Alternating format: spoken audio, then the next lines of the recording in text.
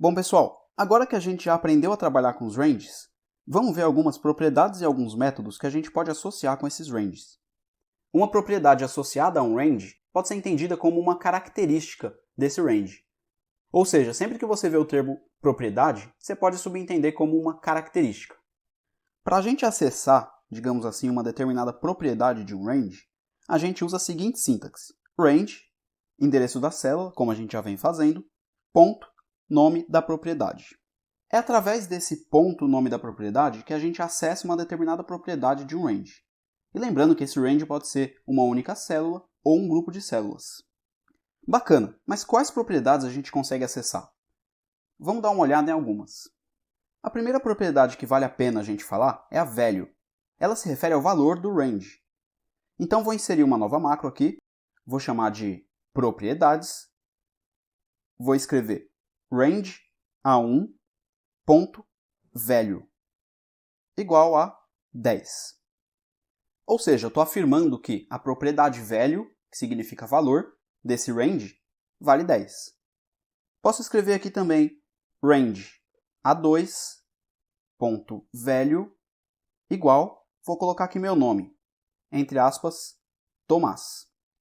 Numa leitura rápida, o que a gente está dizendo com essas duas linhas é o valor da célula A1 é 10 e o valor da célula A2 é a string Tomás.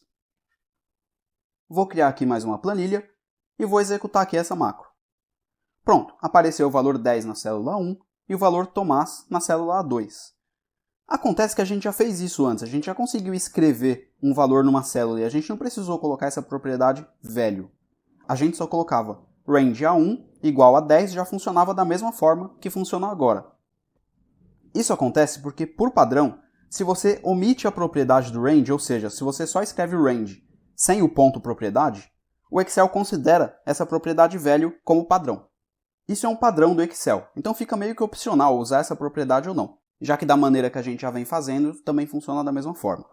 Outra propriedade interessante é a count, que te retorna a quantidade de células no range em questão.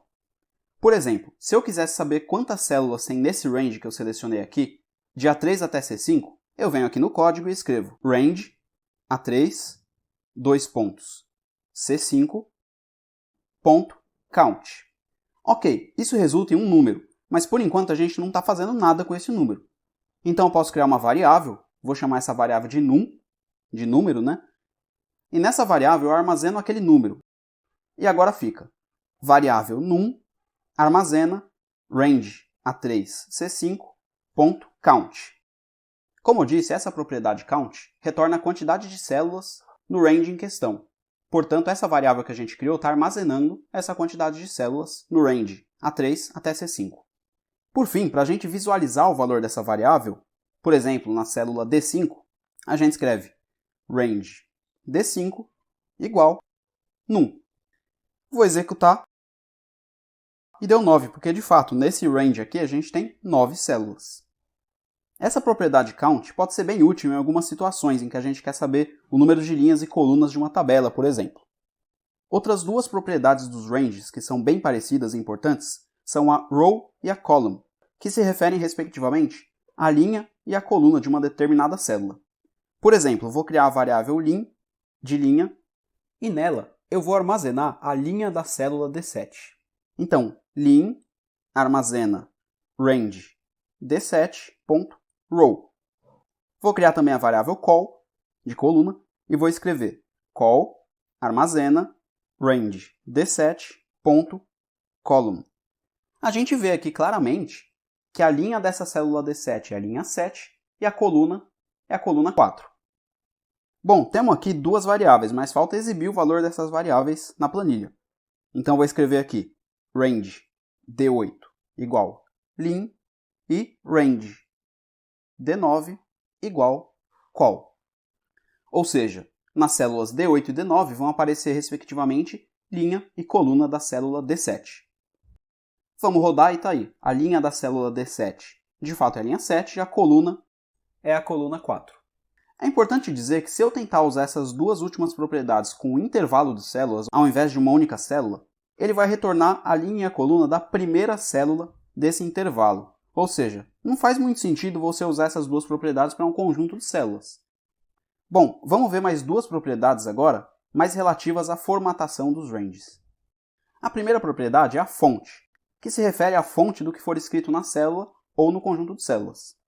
O uso dessa propriedade é um pouco diferente, porque quando a gente se refere à fonte, a gente pode estar falando do nome da fonte, da cor da fonte, do tamanho da fonte. É como se dentro da propriedade fonte a gente tivesse subpropriedades. Então vamos fazer o seguinte.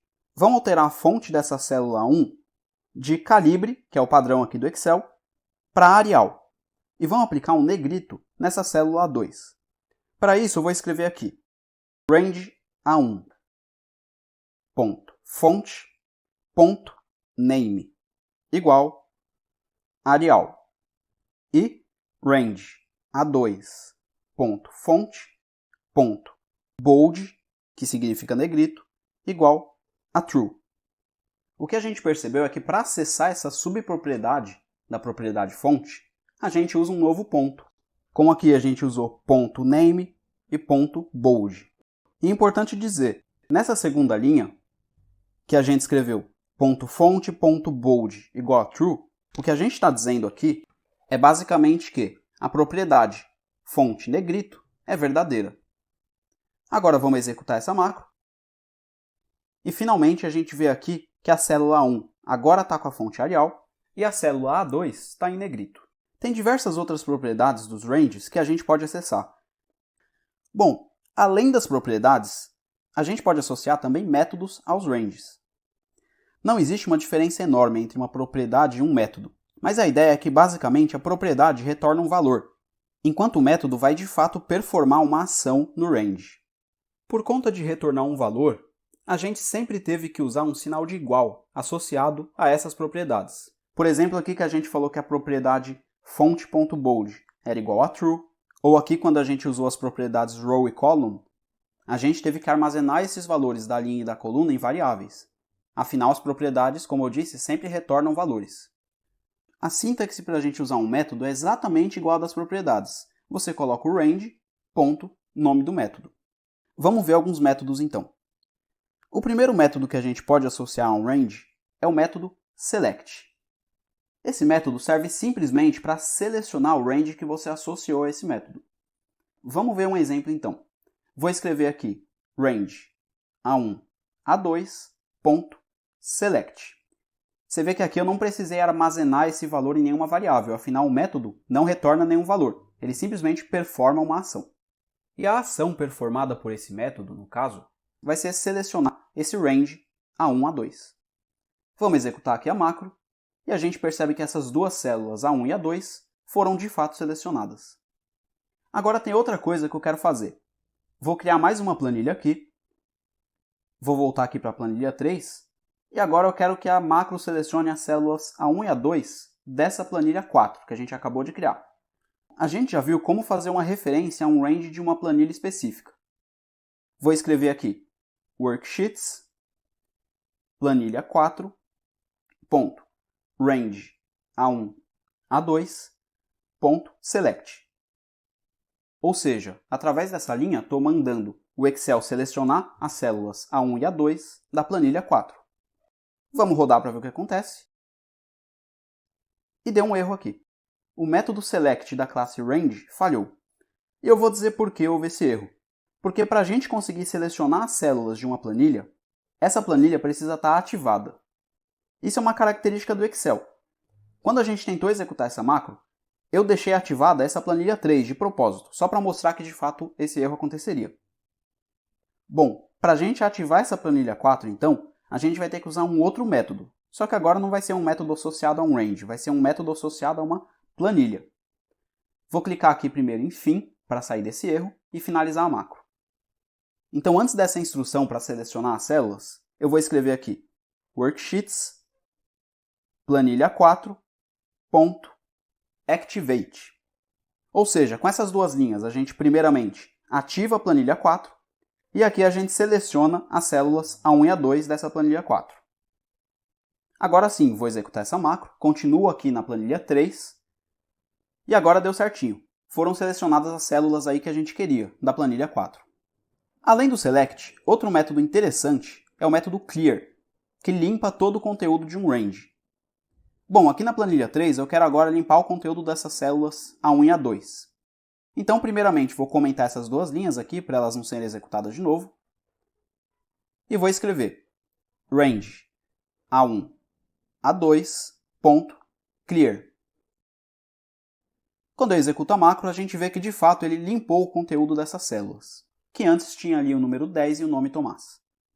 Bom, pessoal, eu sei que essa aula foi um pouco longa, um pouco cansativa e com bastante conteúdo. Mas ter essa base em propriedades e métodos relacionados aos ranges, e principalmente a maneira de usar a sintaxe, isso vai ser bem importante, tanto nesse curso como quando você for usar o VBA profissionalmente. Bom, pessoal, próxima aula a gente vai falar sobre um assunto bem importante. Eu vou deixar na descrição desse vídeo um cupom com desconto legal para o meu curso completo de VBA que eu publiquei recentemente. Então, se você gostou desse vídeo, dá uma conferida. Deixa também um like aqui no vídeo que nos ajuda bastante. E também não esquece de se inscrever no canal.